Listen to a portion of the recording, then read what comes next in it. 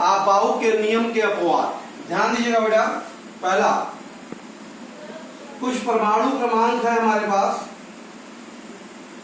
ये बेटा 24, 29, 41, बेटा 42, 44, 45, 47, 78, 79। ध्यान दीजिए, ये हमारे कुछ परमाणु क्रमांक हैं, इनको आपको जानना चाहिए बेटा। इनमें बेटा जो यस बाह्यतम बाह्य यस उपकोष का एक इलेक्ट्रॉन बेटा, एक इलेक्ट्रॉन निकलकर पिछले डी उपकोष के डी उपकोष में चला जाता है, जिससे इनका स्थायित्व बढ़ जाता है। क्लियर है बेटा? जैसे देखने की कोशिश करा जाए, इसमें देखिए सभी में क्या होगा, बाहर से यस से एक इलेक्ट्रॉन निकल के डी ऑर्बिटल में चला जाएगा। ये 24 क्रोमियम का होता है, तो क्रोमियम कहते हैं 24 Cr क्रोमियम। अगर इसका इलेक्ट्रॉनिक विन्यास लिखा जाए तो क्या लिखेंगे आप, 1s2 2s2 2p6 3s2 3p6 4s2 3d4, ऐसा लिखना चाहिए बेटा किसी क्रम से। ये अपेक्षित है, लेकिन होता क्या है, स्टेबिलिटी फैक्टर के कारण यहाँ पर 1s2 2s2 2p6 3s2 3p6 यहाँ से एक इलेक्ट्रॉन निकाल के 3d में चला जाता है, तो 4s1 ये 3d5 हो जाया करता है बेटा। ये इसका वास्तविक इलेक्ट्रॉनिक विन्यास है। तो ठीक है, इसलिए क्रोमियम इसलिए इंपॉर्टेंट है क्योंकि इसलिए अपवाद की श्रेणी में आता है। इसी प्रकार से 29 बेटा कॉपर है। ठीक है, अगर इसका लिखा जाए नियम से तो 1s2 2s2 2p6 3s2 3p6 4s2 3d9 आप लिखेंगे बेटा, ये अपेक्षित होगा। ये नियम कहता है कि इस तरह से हम लिखते जाएं। देखिए 2 4 6 10 12 18 20 29, लेकिन ये स्टेबिलिटी फैक्टर के कारण ये इलेक्ट्रॉन जंप करके वहां चला जाता है। तो वास्तव में होता क्या है, इसका terminal 1s2 2s2 2p6 3s2 3p6 4s1 3d10 होता है बेटा। ये वास्तविक इलेक्ट्रॉनिक विन्यास है। जैसा मैं आपको लगातार बता रहा हूँ, इन सभी के परमाणु क्रमांकों में यस का एक इलेक्ट्रॉन जंप करके डी ऑर्बिटल में चला जाया करेगा, क्योंकि ये अपवाद की श्रेणी में है। देख रहे हैं आप, हमेशा हो क्या रहा है, होना चाहिए ये, पर हो जा रहा है ये, क्योंकि यहाँ से एक इलेक्ट्रॉन जंप करके इसमें चला जा रहा है। तो ये अपवाद है। इसी प्रकार से अगला अगर देखा जाए बेटा,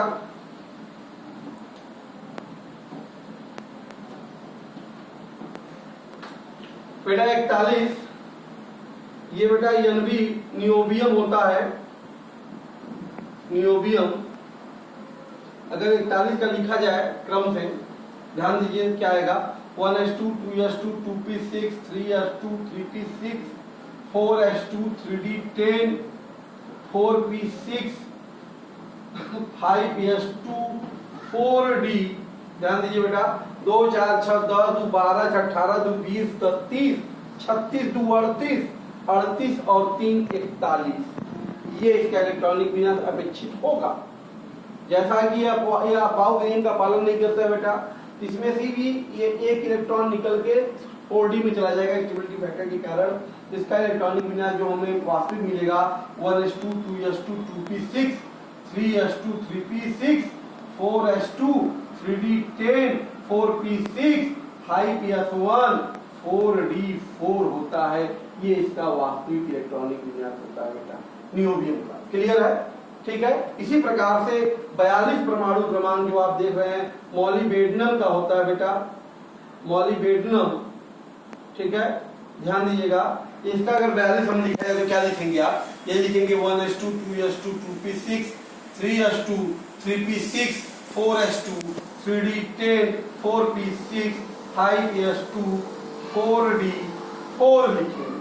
ठीक है, ये ऐसा अपेक्षित होगा नियम से, लेकिन स्टेबिलिटी फैक्टर के कारण अपवाद है। यस का एक इलेक्ट्रॉन निकल के 4d में चला जाएगा। यहाँ पर भी तो होता क्या है, मॉलिबेडनम का इलेक्ट्रॉनिक विन्यास 1s2 2s2 2p6 3s2 3p6 4s2 3d10 4p6 5s1 4d5। ये होता है वास्तविक इलेक्ट्रॉनिक विन्यास बेटा मॉलिबेडियम का। होना चाहिए 5s2 4d5 4d4, लेकिन यहाँ से एक इलेक्ट्रॉन जम करके यहाँ चला जाता है, ये भी एक अपवाद ही है। क्लियर है बेटा। इसी प्रकार से हम आगे देखते हैं।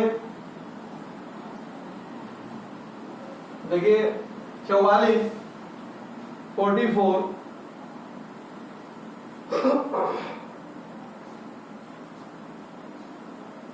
बेटा आरयू रूथेनियम होता है। ये क्या होता है? रूथेनियम।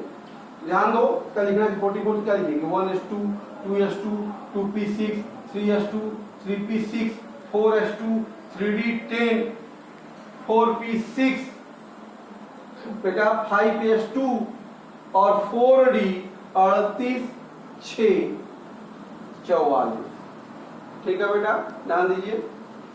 2 4 6 10 12 18 2 20 30 36 2 38 38 और 6 44। ये इसका अपेक्षित होता है, ये 44 का अपेक्षित होता है बेटा। लेकिन वास्तव में होता क्या है? स्टेबिलिटी फैक्टर कह रहा हूं 1s2 2s2 2p6 3s2 3p6 4s2 3d10 4p6। एक इलेक्ट्रॉन जम करके 44 वाले में भी क्या करेगा? 4s1 4 5s1 4d7। ये इसका वास्तविक इलेक्ट्रॉनिक विन्यास होता है। आप ध्यान देंगे। क्लियर है बेटा? इतना इंपॉर्टेंट है। इसी प्रकार से 45 रोहोडियम होता है बेटा। रोहोडियम ध्यान दीजिएगा। ये क्या होगा? अपेक्षित क्या होगा? 1s2 2s2 2p6 3s2 3p6 4s2 3d10 4p6 5s2 4d7 होगा। क्लियर है बेटा? ये अपेक्षित है। ये क्या है? अपेक्षित है 38 45। लेकिन वास्तव में होता क्या है? यहाँ पे 1s2 2s2 2p6 3s2 3p6 4s2 3d10 4p6 एक निकल गया यहाँ 5s2 4d8 होता है वास्तविक, क्योंकि ये भी ये इसी अपवाद की श्रेणी का है रोहोडियम। 47 इसके बाद जगह यही 47 का देख लीजिए बेटा। 47 जो होता है सिल्वर का होता है। किसका होता है बेटा? सिल्वर का। ठीक है, तो हम बात करेंगे सिल्वर की। ये 47 क्या होगा? 1s2 2s2 2p6 3s2 3p6 4s2 3d10 4p6 5s2 4d9 होगा। 38 और 45 ऐसा अपेक्षित होना चाहिए। ठीक है, लेकिन ये भी अपवाद है बेटा। एक इलेक्ट्रॉन जम करके स्टेबिलिटी करंट वहां चला जाएगा। तो सिल्वर का इलेक्ट्रॉनिक विन्यास जो होता है वास्तविक 1s2 2s2 2p6 3s2 3p6 4s2 3d10 4p6 5s1 4d10 ये वास्तविक इलेक्ट्रॉनिक विन्यास होता है बेटा सिल्वर का। क्लियर है बेटा? 78 अगर हम देखें प्लेटिनम का होता है बेटा। इसका होता है प्लेटिनम का। अगर लिखा जाएगा 78 का तो 1s2 2s2 2p6 3s2 3p6 4s2 3d10 4p6 5s2 4d10 5p6 बेटा 5p6 2 14 बेटा और 6s2 और 5d जो है आपके पास अगर देखा जाए बेटा वैसे 6s2 पहले ही लिखा जाएगा रूल से। ठीक है, अगर रूल की बात करें तो हम 6s2 पहले लिखते हैं। जब हम देखने के लिए यहाँ पे आपको बता दे रहे हैं। फिर जोड़ लो 2 2 4 6 10 2 12 6 18 2 20 10 30 36 2 38 48 48 6 54 54 10 64 68 70 8 78 6s2 5d8 एक्चुअल में होता है। ये अपेक्षित है। ये जो है बेटा अपेक्षित है प्लेटिनम का। लेकिन एक्चुअल में प्लेटिनम का होता क्या है? 1s2 2s2 2p6 3s2 3p6 4s2 3d10 4p6 5s2 4d10 5p6 4f14 6s1 5d9। ये होता है बेटा वास्तविक। ये याद रखिए, सब बहुत इंपॉर्टेंट परमाणु क्रमांक इलेक्ट्रॉनिक विन्यास हैं जो आते हैं एग्जामों में, कंपटीशनों में। इसी प्रकार से 79 बेटा गोल्ड का होता है, इसका गोल्ड का ये भी अपवाद है 1 वाला संख्या का। ये हो जाएगा 1s2 2s2 2p6 3s2 3p6 4s2 3d10 4p6 5s2 4d10 5p6 4f14 6s2 5d9। ऐसा अपेक्षित होना चाहिए, ऐसा होना चाहिए। परंतु बेटा स्टेबिलिटी फैक्टर के कारण यहाँ पर भी एक यूनिट जम करके वहां चला जाएगा गोल्ड में भी। तो 1s2 2s2 2p6 3s2 3p6 4s2 3d10 4p6 5s2 4d10 5p6 4f14 6s1 5d10। ये वास्तविक है, ये होता है। तो बेटा ये इस तरह से आपने देखा, ये हमारे जो परमाणु क्रमांक थे 24 29 41 42 44 45 47 78 79, इन सभी में यस का एक एक इलेक्ट्रॉन जंप करके क्या होता है पिछले डी उपकोष में चला जाता है, जिसके कारण स्टेबिलिटी फैक्टर के कारण अपवाद कहे जाते हैं। ये पहला अपवाद आपने देखा आबाऊ के नियम का बेटा। इसी प्रकार से दूसरा जो अपवाद है हमारे पास, ध्यान दीजिएगा, सेकेंड जो आबाऊ का नियम लागू नहीं होता है बेटा यफ ब्लॉक के तत्वों पर। ध्यान दीजिएगा, दूसरा जो है बेटा यफ ब्लॉक के जो तत्व है, तत्वों का इलेक्ट्रॉनिक विन्यास पर आबाऊ का नियम लागू नहीं होता है बेटा, ध्यान देना। यफ ब्लॉक का एलिमेंट हो तो आबाऊ के नियम के फॉलो नहीं करेगा। तीसरा जो फॉर्म है बेटा, जो देखिए 45 47 46 बीच में नहीं था, 46 भी है, परमाणु क्रमांक 46 बेटा वास्तव में पैलेडियम का होता है कि देखो बाह्य जो यस उपकोष है, उपकोष से 2 इलेक्ट्रॉन, अब तक के खाली एक इलेक्ट्रॉन निकल रहा है, इसमें दोनों निकल जाएगा, 2 इलेक्ट्रॉन निकलकर पिछले डी उपकोष में चला जाता है, ठीक है। तो ये हमारा 46 में भी ये बातें पाई जाती है, लेकिन 2 इलेक्ट्रॉन निकलता है। जैसे देखा है 46 का पैलेडियम का बेटा अपेक्षित अगर लिखा है तो 1s2 2s2 2p6 3s2 3p6 4s2 3d10 4p6 5s2 4d8, ठीक है। 38 8 46 होगा, लेकिन ये अपेक्षित है। ये क्या है बेटा? अपेक्षित। वास्तविक है क्या? यहां से 1s2 2s2 2p6 3s2 3p6 4s2 3d10 4p6 5s से 2 इलेक्ट्रॉन निकल जाएगा, 5s0 4d10। ये इसका वास्तविक इलेक्ट्रॉनिक विन्यास होता है बेटा, ये स्टेबिलिटी फैक्टर का। तो ये थे हमारे आबाऊ के नियम के अपवाद, आप अपने दिमाग में बैठा लीजिए बहुत अच्छे तरीके से। परमाणु क्रमांक 24 29 41 42 बेटा 44 45, ठीक है। उसके बाद 47 78 79, इन सब में एक एक इलेक्ट्रॉन निकलता है। 46 वाले में 2 इलेक्ट्रॉन निकलते हैं। यह ब्लॉक के जो तत्व है उन पर ये नियम लागू नहीं होता है बेटा। तो ये था हमारा आबाऊ के नियम के अपवाद। इसके बाद जब हमने इलेक्ट्रॉनिक विन्यास सीख लिया बेटा परमाणुओं का, तो अब हम सीखते हैं आयनों के इलेक्ट्रॉनिक विन्यास लिखना सीखते हैं। चलो बेटा, आयनों में सबसे पहले आता है बेटा धनायन का, धनायन का इलेक्ट्रॉनिक विन्यास।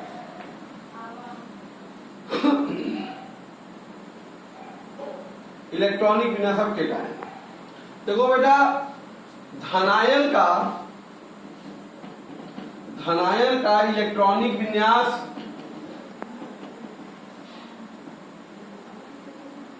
लिखने से पहले उसके उदासीन परमाणु का इलेक्ट्रॉनिक विन्यास लिखते हैं।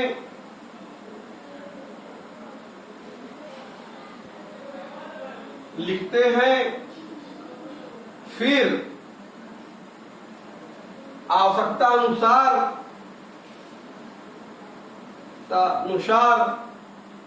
बाह्य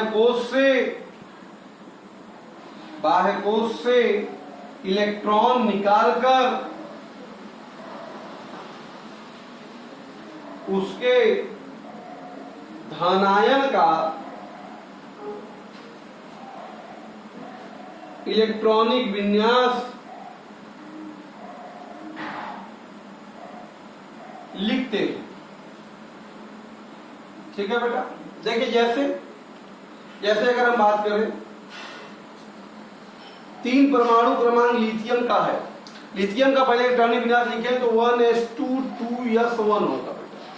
फिर इसका उदासीन आयन का लिखना होगा Li+ का, तो इसके बाह्य कोश से एक इलेक्ट्रॉन निकल जाएगा, क्योंकि 1 + 1 इलेक्ट्रॉन निकल गया, 2s से निकल गया, क्या बचा 1s2, ये इसके आयन का इलेक्ट्रॉनिक विन्यास होगा। इसी प्रकार से बेटा अगर हम बात करें सोडियम का 11 परमाणु क्रमांक है तो 1s2 2s2 2p6 3s1 होगा, तो उदासीन। फिर इसका आयन का लिखना होगा, सोडियम आयन उदासीन का लिख लिया, एक आयन बाहर से निकाल देंगे इलेक्ट्रॉन, तो क्या बचेगा सोडियम आयन का, बताओ 1s2 2s2 2p6 होगा सोडियम आयन का इलेक्ट्रॉनिक विन्यास। इसी प्रकार से मान लो मैग्नीशियम आयन का लिखना है बेटा, तो पहले मैग्नीशियम परमाणु का लिखेंगे, क्या होता है मैग्नीशियम 12 होता है, तो 1s2 2s2 2p6 3s2, ये मैग्नीशियम परमाणु हो गया। फिर मैग्नीशियम आयन का लिखना है तो क्या करेंगे बेटा, 2 इलेक्ट्रॉन बाहर से 3s से निकाल देंगे, तो क्या हो जाएगा 1s2 2s2 2p6 हो जाएगा बेटा। ठीक है, इसी प्रकार से मान लो तुमको एल्युमिनियम आयन का लिखना है, सबसे पहले एल्युमिनियम के उदासीन परमाणु का लिखो, 13 परमाणु क्रमांक होता है, तो क्या लिखोगे 1s2 2s2 2p6 3s2 3p1। तो Al3+ का जब लिखना होगा तो बेटा क्या करेंगे, 3 इलेक्ट्रॉन बाहर से, एक यहां से 2 यहां से निकाल दिया, तो क्या बचा 1s2 2s2 2p6। इसी क्रम में बेटा हम आगे बढ़ते हैं। अगर मान लो आपको लिखना है पोटेशियम आयन का, तो पहले 19 पोटेशियम का उदासीन का लिखेंगे, क्या होगा 1s2 2s2 2p6 3s2 3p6 4s1 होगा बेटा। फिर पोटेशियम आयन का लिखना है तो क्या करेंगे, एक इलेक्ट्रॉन बाहर से निकाल देंगे, 4s से निकल गया, तो 1s2 2s2 2p6 3s2 3p6, ये पोटेशियम आयन का हो जाएगा बेटा। इसी प्रकार से मान लो कैल्शियम आयन का लिखना है, तो पहले कैल्शियम का लिखेंगे इलेक्ट्रॉनिक विन्यास 20 का, 1s2 2s2 2p6 3s2 3p6 4s2, बेटा ये कैल्शियम का हो गया। फिर कैल्शियम आयन का लिखना है बेटा Ca2+ का, 2 इलेक्ट्रॉन यहाँ से बाहर से निकाल दीजिए, तो क्या हो जाएगा 1s2 2s2 2p6 3s2 3p6 हो जाएगा बेटा। इसी प्रकार से अगर हम बात करें स्कैंडियम का लिखना है 21, स्कैंडियम का लिख दे तो क्या होगा स्कैंडियम का बेटा 1s2 2s2 2p6 3s2 3p6 4s2 3d1 होगा बेटा। और अगर हमको स्कैंडियम 2+ का लिखना है तो क्या लिखेंगे 1s2 2s2 2p6 3s2 3p6। देखो बाह्य कोश 4 है, 3d नहीं है, 4s बाहर वाला है, तो यहां से दोनों इलेक्ट्रॉन निकल गया, तो बचा क्या बेटा 3d1, ये स्कैंडियम 2+ का हो गया। इसी प्रकार से बेटा टाइटेनियम का अगर लिखना है तो 22, टाइटेनियम में क्या होता है 1s2 2s2 2p6 3s2 3p6 4s2 3d2। ठीक है, तो टाइटेनियम प्लस का 2+ का अगर लिखना है तो बेटा क्या करोगे, 2 इलेक्ट्रॉन 4s से निकाल दोगे, तो 1s2 2s2 2p6 3s2 3p6 3d2 बचेगा बेटा। क्लियर है। इसी प्रकार से आगे बढ़ते हैं। वैनेडियम का लिखना है तो वैनेडियम का 23 का पहले लिखिए 1s2 2s2 2p6 3s2 3p6 4s2 3d3 लिखेंगे। वैनेडियम 2+ का लिखना है बेटा क्या करेंगे, 2 इलेक्ट्रॉन बाहर से निकालेंगे, तो 1s2 2s2 2p6 3s2 3p6 4s से 2 निकल गया, क्या बचा 3d3 वेनेडियम 2 प्लस का होगा बेटा।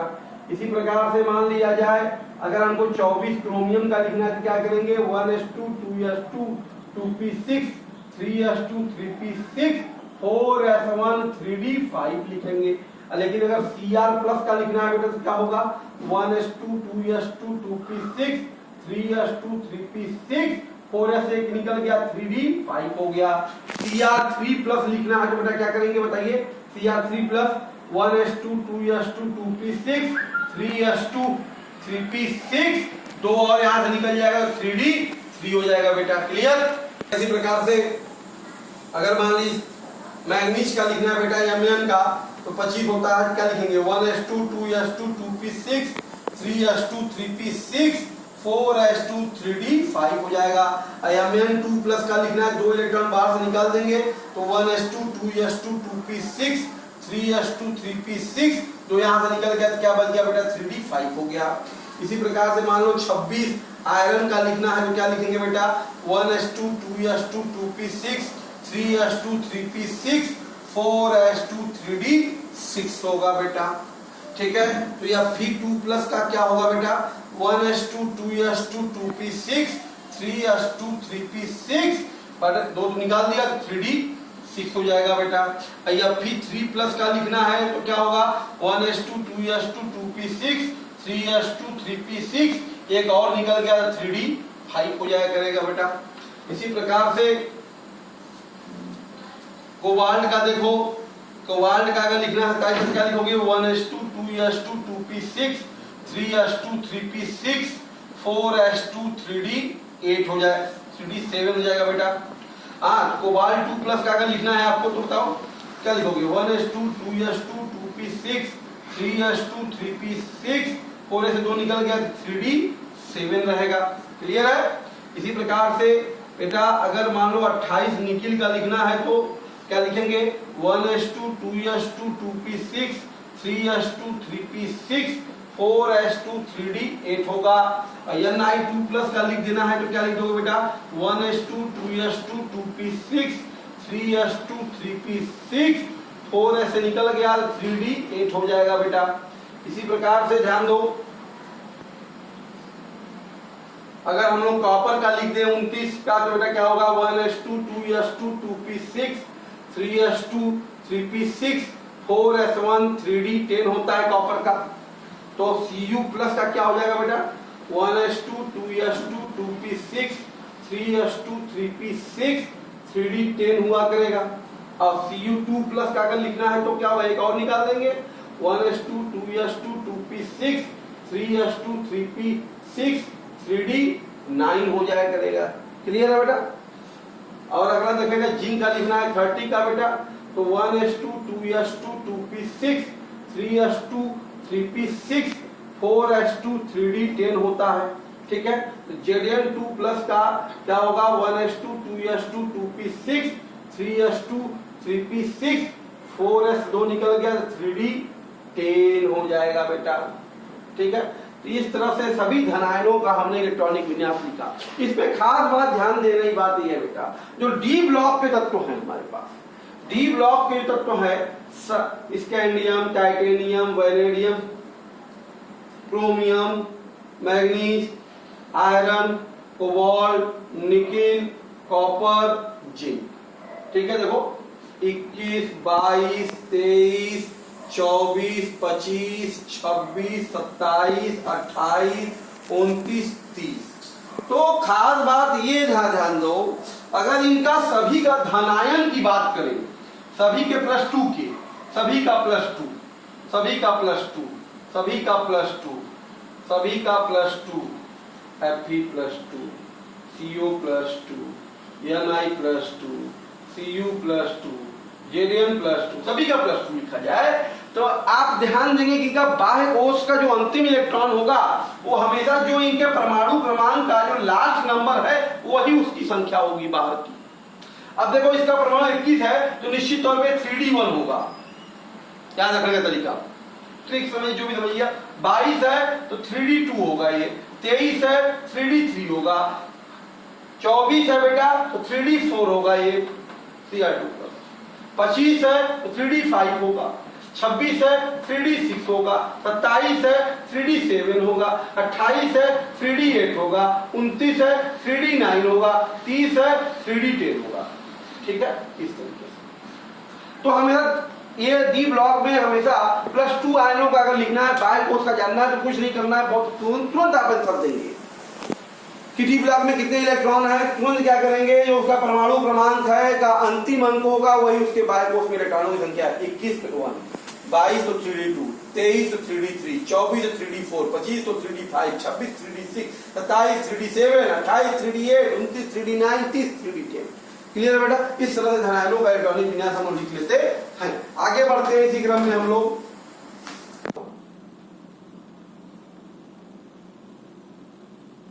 ऋणायनों का इलेक्ट्रॉनिक विन्यास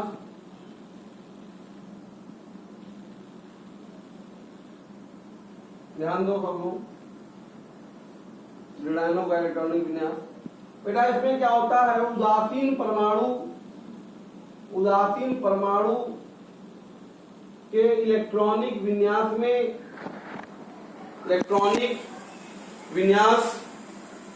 में बाह्य कोश में आवश्यकता अनुसार इलेक्ट्रॉन को बेटा इलेक्ट्रॉन जोड़कर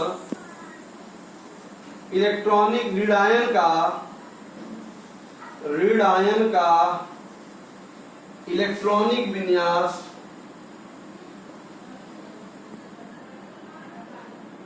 लिखते हैं। ठीक है, जो उदासीन परमाणु उसमें बाह्य कोश में इलेक्ट्रॉन जोड़ देंगे और ऋणायन का लिख देंगे बेटा। जैसे मान लो H परमाणु का एक इलेक्ट्रॉनिक विन्यास होता है तो 1s1 हो गया। H माइनस का लिखना है तो क्या होगा बेटा, एक है एक, H माइनस का 1s2 हो जाया करेगा। ऐसे बेटा हम लोग हाइड्राइड आयन कहते हैं। H माइनस को क्या कहते हैं बेटा, हाइड्राइड। ठीक है, ये H1s2 हो जाएगा। ठीक है, इसी प्रकार से बेटा दूसरा एग्जांपल ले लिया अगर हम लोग है परमाणु क्रमांक 7 तो 1s2 2s2 2p3 है।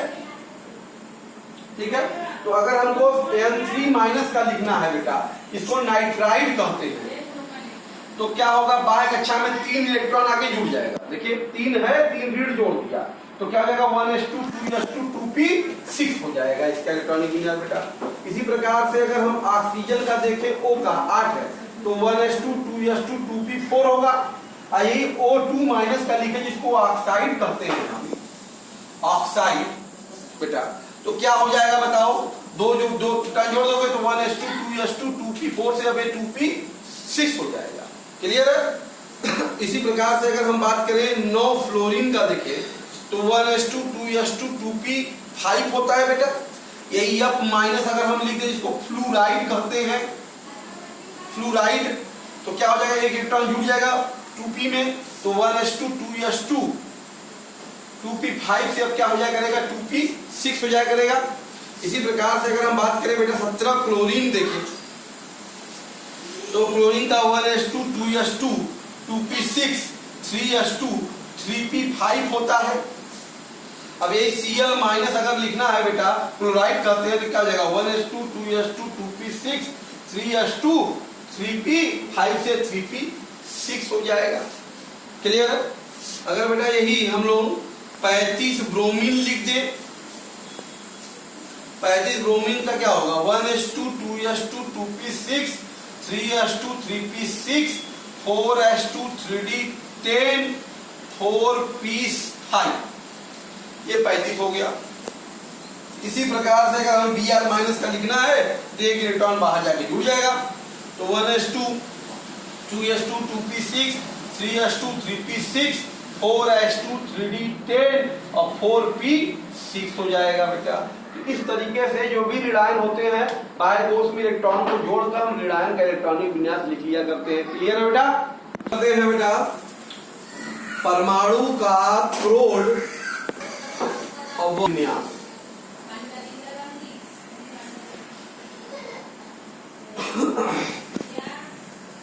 देखो बेटा किसी परमाणु का भीतरी भरा हुआ कोष, जो भीतर का भरा हुआ कोष पूर्णतया भरा हुआ, पूर्णतया कहिए ज्यादा अच्छा है, पूर्णतया भरा हुआ कोष बेटा वो क्या कहलाता है? क्रोड परमाणु ऑर्बिटल कहलाता है। क्रोड परमाणु ऑर्बिटल कहलाता है। ठीक है। और अक्सर बेटा जो क्रोड परमाणु ऑर्बिटल होता है, परमाणु ऑर्बिटल अक्रिय गैस का होता है, अक्रिय गैस संरचना होती है। ठीक है। क्या होती है बेटा? अक्रिय गैस। तो ये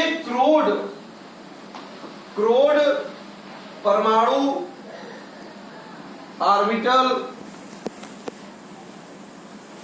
के मदद से बेटा जो भारी तत्व हैं के इलेक्ट्रॉनिक विन्यास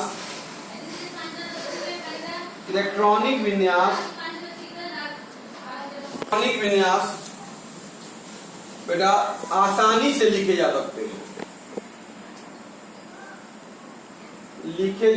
हैं। पहले हम जाने की क्रोड इलेक्ट्रॉनिक विन्यास कौन कौन से हैं। देखो बेटा पहला होता है हीलियम अक्रिय गैस। तो 1s2 जहां भी आएगा तो आप 1s2 न लिख के हम लोग हीलियम लिखा करेंगे वहां पर, क्योंकि ये अक्रिय गैस संरचना है। ठीक है बेटा। इसी प्रकार से नियोन 10 है तो 1s2 2s2 2p6। तो इतना बड़ा जो इलेक्ट्रॉनिक विन्यास है 1s2 2s2 2p6 के स्थान पे नियान क्रोड का प्रयोग किया करेंगे। फिर उसी प्रकार से बेटा 18 है आर्गन। ठीक है। तो 1s2 2s2 2p6 3s2 3p6 इतना जो 3p6 तक का है बेटा परमाणु, इसको लिख के हम वहां पे 18 आर्गन का प्रयोग किया करेंगे। ठीक है। उसके बाद फिर 36 क्रिप्टॉन बेटा। ठीक है। 36 krypton 1s2 2s2 2p6 3s2 3p6 4s2 3d10 4p6 बेटा 2 4 से 10 12 18 20 30 36 इतना जो इलेक्ट्रॉनिक विन्यास है 3d 4p6 तक, ये सभी के आगे जो लिखना होगा उसके आगे के जो होंगे उनके आगे क्रिप्टॉन लिखकर हम क्रोड इलेक्ट्रॉनिक विन्यास लिखा करेंगे। है ना बेटा। उसी क्रम में हमारा आगे आ जाएगा 18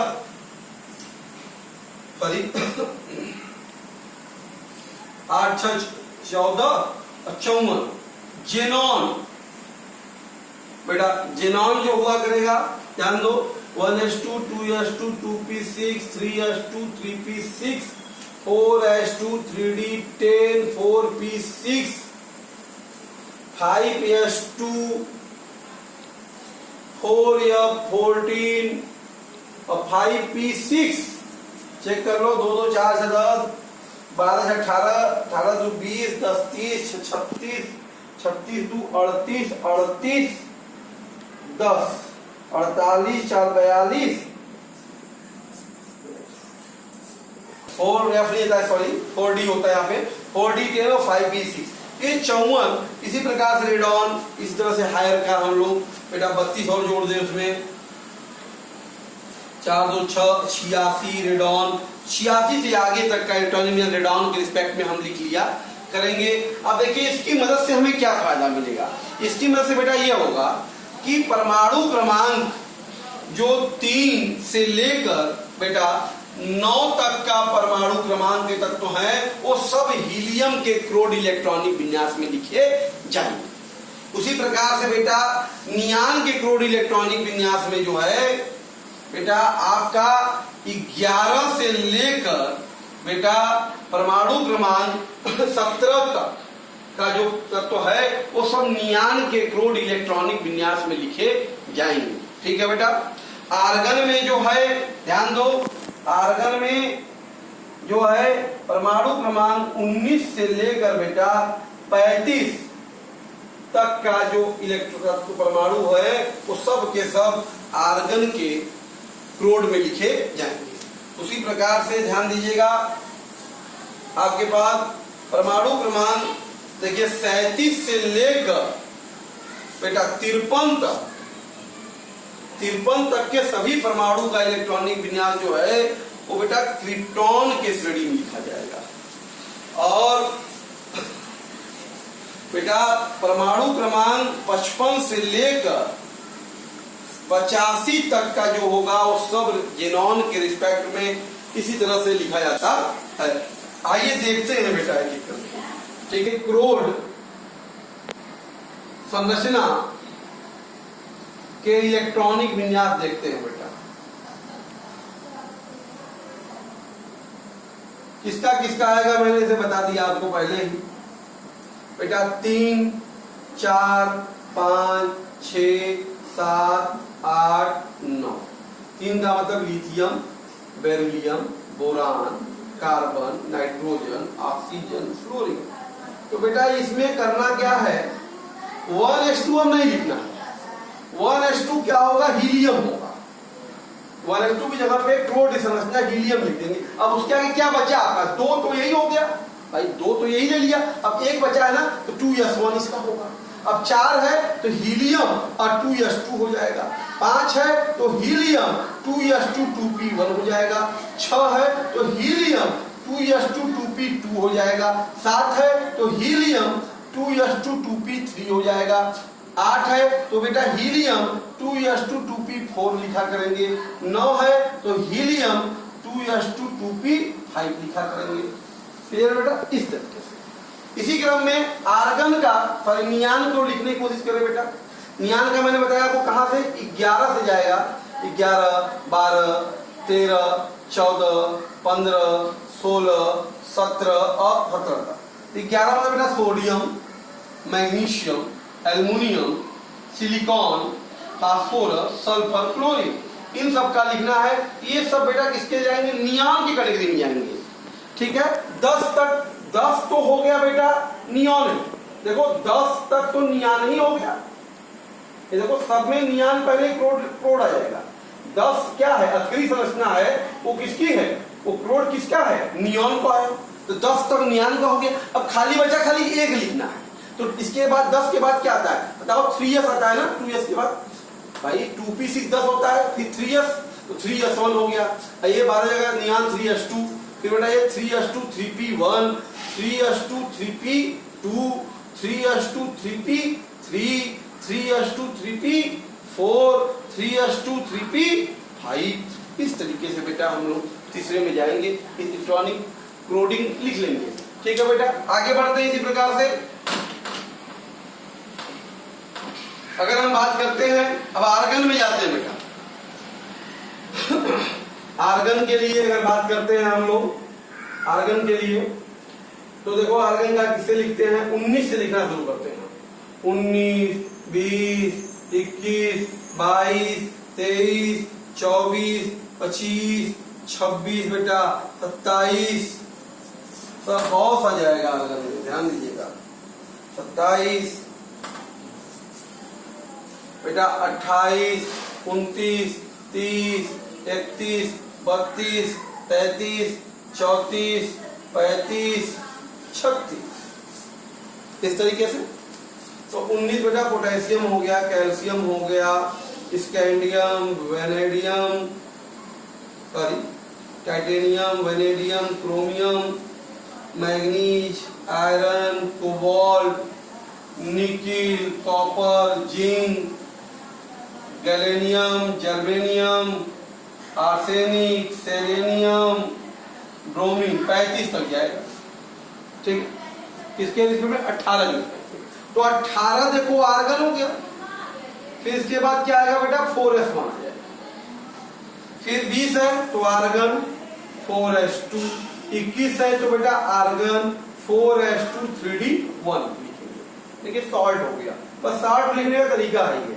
अब ये हो गया आर्गन बेटा 4s2 3d2, ये हो गया आर्गन 4s2 3d3, क्रोमियम है तो आर्गन 4s1 3d5 होगा, ठीक है। अपवाद मैग्नीज बेटा argon 4s2 3d5, argon 4s2 3d6, argon बेटा 4s2 3d7, 28 है तो आर्गन 4s2 3d8, 29 है कॉपर तो आर्गन 4s1 3d10, जिंक है तो बेटा इस तरह से आर्गन 4s2 3d10 हो जाएगा। गैलीलियम आ गया तो बेटा इसी प्रकार से आर्गन 4s2 3d10 4p1 हो जाएगा बेटा। इसी प्रकार से argon 4s2 3d10 4p2, argon बेटा 4s2 3d10 4p3, आर्गन बेटा 4s2 3d10 4p4 और 35 का इसी प्रकार से आर्गन 4s2 3d10 4p5। ये देखिए इस तरह से हम लोग क्रोड इलेक्ट्रॉनिक संरचना बेटा लिख सकते हैं। इसी रिस्पेक्ट में हम लोग आगे भी बेटा प्रैक्टिस करिएगा। जेनॉन के रिस्पेक्ट में, रेडॉन क्रिप्टॉन के रिस्पेक्ट में भी आप घर पे जाके आसानी से लिख सकते हैं। बहुत इंपॉर्टेंट था। ये आज हम आपसे बात कर रहे थे पर बेटा बाउ के नियम के अपवाद, धनायन और ऋणायनों के इलेक्ट्रॉनिक विन्यास, क्रोडिंग इलेक्ट्रॉनिक विन्यास लिखने का तरीका, इसी तरह से आप भी लिख सकते हैं। बहुत सारे परमाणु के इलेक्ट्रॉनिक विन्यास बेटा प्रैक्टिस कीजिए, बहुत इंपॉर्टेंट है। इलेक्ट्रॉनिक विन्यास आना बहुत जरूरी है आपको, क्योंकि आपके पास इलेक्ट्रॉनिक विन्यास के द्वारा ही हम सभी गुणों का अध्ययन करेंगे। और इस पर आधारित अब इलेक्ट्रॉनिक विन्यास हमने सीख लिया है तो अब देखेंगे बेटा कि इलेक्ट्रॉनिक विन्यास की मदद से हम कैसे किस किस प्रकार के प्रॉपर्टीज का अध्ययन कर सकते हैं, कौन कौन से गुणों का आकलन कर सकते हैं। इसको नेक्स्ट वीडियो में देखना आप शुरू करेंगे बेटा। ओके, इसको रिवाइज कीजिए। Thank you.